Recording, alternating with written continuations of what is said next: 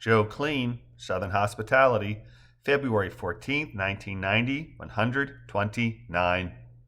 After Sarah had again demonstrated where to stand, not to move forward unless tethered, and reiterated the zipline process for the 5 treetop tour guests who had selected the fly and walk tour with teammate Christopher, she sent him down the zipline without the fanfare and showmanship she and Andrew had shown. That really looks like fun, Kelsey, waiting with the Kleens, Lewinsky's, and Lanes for the turns for a zipline adventure, says with a sigh. We'll have to go again after the baby's born. Again, Justin says with a smile. We haven't gone yet. I'm with you, but let's see how this goes, shall we? You still good with the walking alone thing? Oh, sure. Sarah just said I have to watch out for killer crabs along the way. Warned me that there's marauding packs of them that like to pick the flesh off incautious walkers. Other than that, I'm good. What? Adam exclaimed. Surely she was kidding. Of course, Kelsey said with a laugh. And stop calling her Shirley, Joe said, imitating Leslie Nielsen's Dr. Rumack character. I've got lobsters. I've got crabs, Joe laughed. What, Kelsey? Is that from that stupid airplane movie?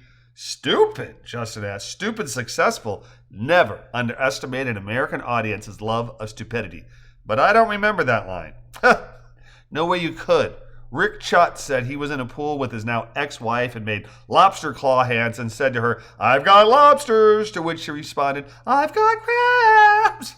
Maybe the only thing from his marriage that makes him laugh. Oh, that's so sad, Misty replies. Indeed, Joe acknowledges. Gotta be terrible to be betrayed by someone you put ultimate faith in. Hey, Kat, he continues, remember when I asked you what your middle name was? Sure, she responds, elongating the word. It was your initials. Did you catch the names of the father and son who went with the first group? The German guy and his New York wife? No. Boy's name was Anton, right? Yes. Very common German name, as is Carl, which is the big guy's name. And, coincidentally, our grandfathers, Joe says, sweeping his hand at his brothers. Papa Tony is what we called him, but his name was Carl Anton Neal. Our grandfather's name was spelled with a K, and he never thought anything of it until World War II broke out, and he got some rude comments about his German heritage, which he wasn't. He was Swiss and immigrated here prior to WW1. Then in the 60s, when the equal rights movement really got going, it dawned on him that his initials were 2/3 of KKK, so he started to always use his middle initial too whenever he had to initial a document. He went from KK to KAK and then just started going by Tony, which is what we called him. Anyway, his stories of cultural differences and societal expectations really made an impression on me, so now whenever I meet KKs, I ask them what their middle initial is.